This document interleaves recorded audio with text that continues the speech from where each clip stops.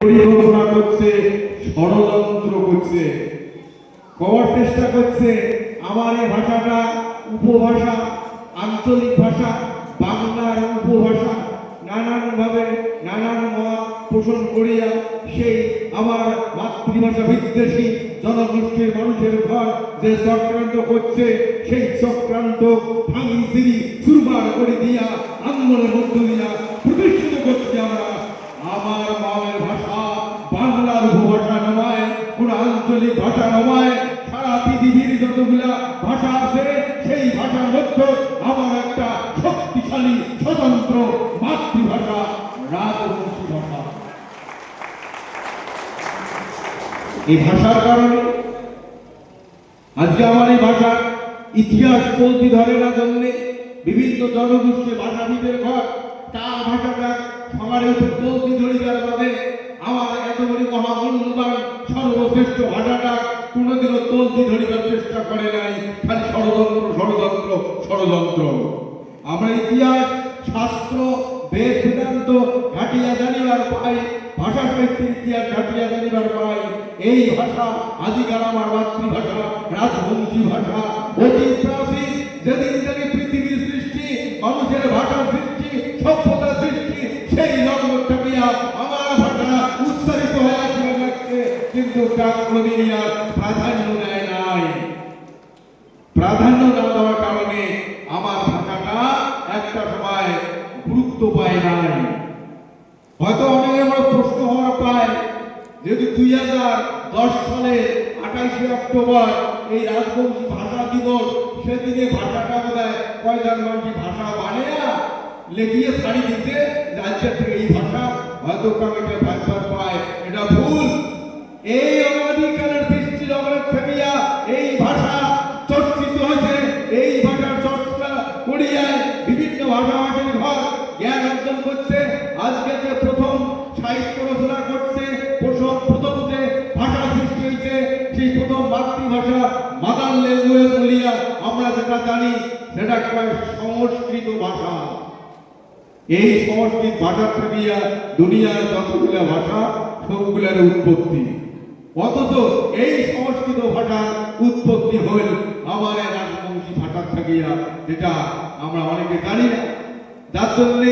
এতদিন যে ওই কুচক্র পণ্ডিতের ঘর আমার উপভাষা বাংলার উপভাষা শাখা ভাষা আঞ্চলিক ভাষা বলিয়া কয়া চালানোর চেষ্টা করছে, তার মুখে ঝামা হতে দিয়ে করছি যে তোর ভাষা মাতৃভাষা সংস্কৃত, তার মাতৃভাষা আমার রাজবংশী ভাষা।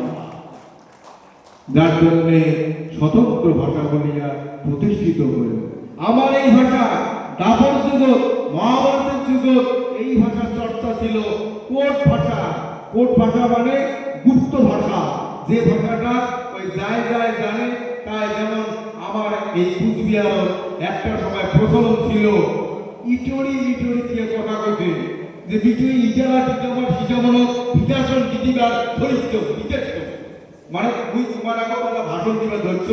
এই যে ইটরি ইটরি একটা ভাষা, এটা ছিল আমার জনগোষ্ঠীর কোট ভাষা। মানে ওটি শাখাই এসছে, শাখাই রাখো যায় যায় এই ভাষা জানছে, তাই তাই গল্প করছে ভোগে বানিয়েছে শাখায় কি করে। এই ধর মহাভারত যুগ আমার ছিল কোট ভাষা। তার প্রমাণ যখন পঞ্চ পাণ্ডবের ঘর চতুর্গৃহ মারি ফেলার জন্য 100 ভাইয়ের ঘর প্রাণ করছে, ওটা একটা মমের বাতি মানে গালা, গালা মানে মম দিয়ে একটা সুন্দর রাজপ্রাসাদের ঘর বানাইছে, বড় ফ্যাক্টরি উড়ে আর হয়তো তোমার নিন দেবে, ওদিকে আগুন নাকিয়ে ফোড়া দিবে। এই প্ল্যানটা বিদুর জানার পরে এই খবরটা পঞ্চ পাণ্ডবদের দিছে। কোন ভাষাতে দিছে? তোমার দুটো পাঠে দিতে ভাষা লেগে দিচ্ছে পঞ্চ পাণ্ডবের ঘর, যে পাথরের ঘর যেটা ঘর তোমরা আছে ওটা ঘর, ওটা মম দিয়া বনাইছে, ওটা থাকিয়ে তোমার বিষ্ণের তল দিয়া না হুলুম আছে, হুলুম করা আছে। এই হুলুম করা দিয়া ওই সোর দেয়া মানে পাঠাইছে দুধ, ওই দুধ দেয়া হুলুম দিয়ে শুনিয়ে তোমার ঘরের ভিতরে আগুন লাগা দিয়ে হুলুম দিয়ে পালাইবে। সাবধান থাকেন। এই যে আমার রাজবংশী ভাষাটার স্মৃতিগুলা লেখিয়া ওই দুটো পাঠে দিছে। এই ভাষা ওই 5 ভাইয়ের ভাষা কান বোঝে নাই। আর বিদুর বুঝিছে ওই বিদুর এই ভাষাটা গিয়ে পড়ে দিছে যার কারণে ওই হলুদ দিয়ে পরে উড়ে আগুন লাগাই দিয়া উড়ে হলুদ দিয়ে পরে গেছে এবার যাক আগুন লাগাই দিয়ে পড়েছে তাই লাগে নাই যৌতুক গৃহ পুরাধর শেষ উমে গেছে না মরে গেছে গায়ে বা আগুন লাগাই দিয়ে মরে গেছে এই যে হলুদ তত্ত্ব বিষ্ণের তল দিয়ে মাথার তল দিয়ে আমরা কই মাথার তল হলুদ আছে আগুন লাগাতে হলুদ দিয়ে পড়ে এই ভাষাটা আমার ভাষা তখনকার ছিল কোট ভাষা আর এই ভাষার গুরুত্বটা ক্ষীণ করার জন্য বাঙালির ঘর কয় আমার মনে বাংলার উপভাষা আজকে যে বাঙালির ঘর যে ভাষার কথা চর্চপদ দেয় শিক্ষিত মানুষ আছেন এই চর্চপদ গ্রন্থটা বাঙালির নয় বাংলা সাহিত্যের ঘর কয় চর্চপদ আমার বাংলা ভাষার নিদর্শন আশামত কয় এই চর্চপদ এসামিস ভাষার নিদর্শন দুইটাই তত্ত্বমূল এই ভাষা আমার রাজবংশী ভাষার বাংলা যে চর্চপদ কয় এটা আমার রাজবংশী ভাষাতে লেখা এই গ্রন্থের ইতিহাস এক সবাই পড়াশোনা করছেন যে হরপ্রসাদ শাস্ত্রী নেপালের রাজ দরবারের গোয়ালি ঘরটা গিয়া এই চর্চপদ উদ্ধার করছে যাই পড়াশোনা করছেন সবাই জানেন এই যে নেপাল রাজ দরবারের গোয়ালি ঘর বাংলার গ্রন্থ কেমনকে বাংলার চর্চা তো নেপালি করে নাই তাহলে বাংলার গ্রন্থের নিদর্শন কে ওটা জোর করে চালিয়ে দেয় আমরা প্রমাণ দিয়া তত্ত্ব দিয়া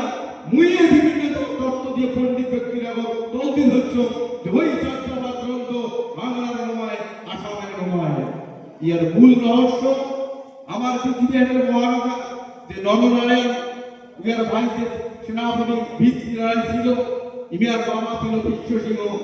এই বিশ্ব সিংহ যখন মরে যায় সেই সময় এই সিলেরায় অর্থাৎ শুক্লধ্বজ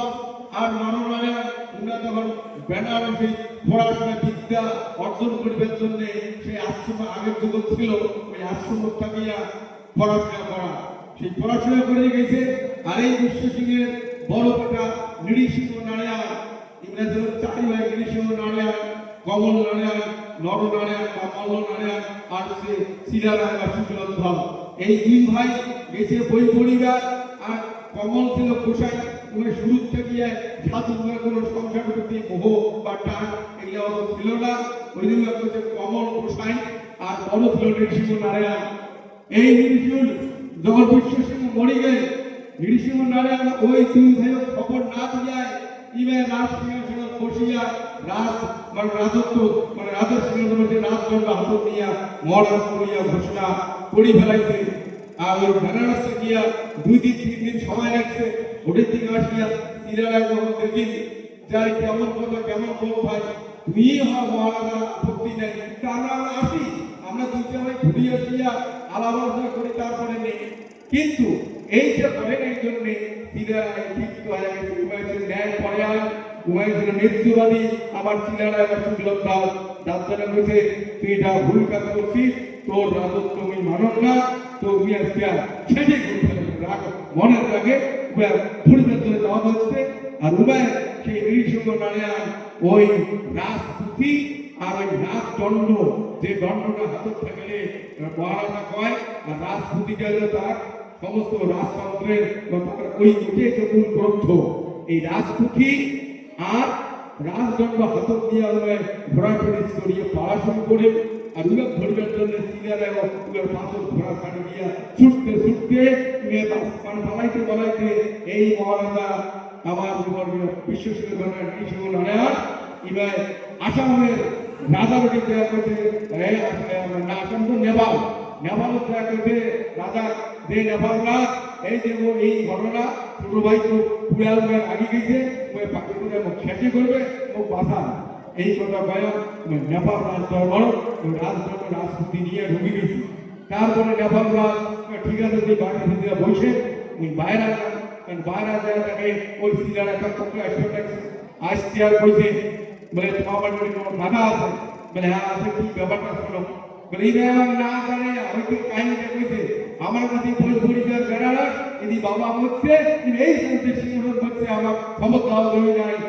ত্যাগ করলে ইয়ার রাজত্ব আমরা মানি না ইয়ার মহারাজ আমরা মানি না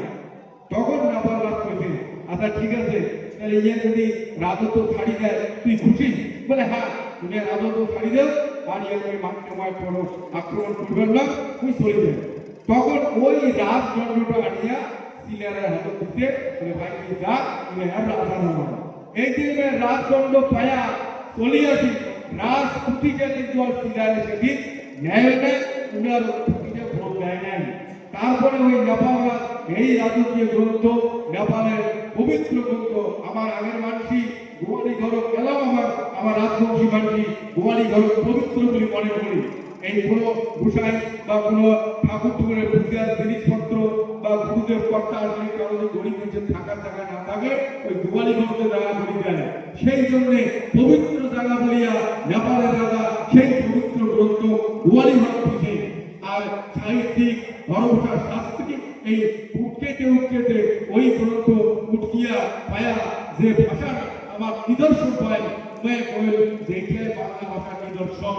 কিন্তু ওই চর্যাপথে ওই রামায়ণ কাহিনী যেটা আছে, প্রথম যখন হনুমানের সাথে লঙ্কা বিভীষণের দেখা হয়, ওই সীতাহত্যের গরিবে দেয়া সেই শ্লোক আছে, হনুমান বিভীষণের কইতে তুই কতজন বাপের বেটা নে পরিচয় আর তুই কতজন বাপের বেটা নে পরিচয়। এই যে ভাষাটা, এটা বাংলা ভাষা না আমার রাজবংশী ভাষা? বিচার তোমরা করবেন। এই এক নম্বর তুলিয়া পরিষ্কার আমরা বিচার তুলতে ধরছি, তোমরা কবার পাই নাই যে এটা বাংলা ভাষা। নাচ সাহিত্য বলে একটা চর্চা হতো, আমরা যখন পড়ছি, আমরা ওই নোট লেখছি বা অনার্স পড়ছি নাচ সাহিত্য, সেই নাচ সাহিত্যের একটা চ্যাপ্টার আছে, একটা গান, কেপটি ফুল ফুটিস না তুই কেনে, গরুই যে মুখ খায় ফুটিস তুই কেনে, কেন্দ্রে গরু ফুল খায় তুই কেনে,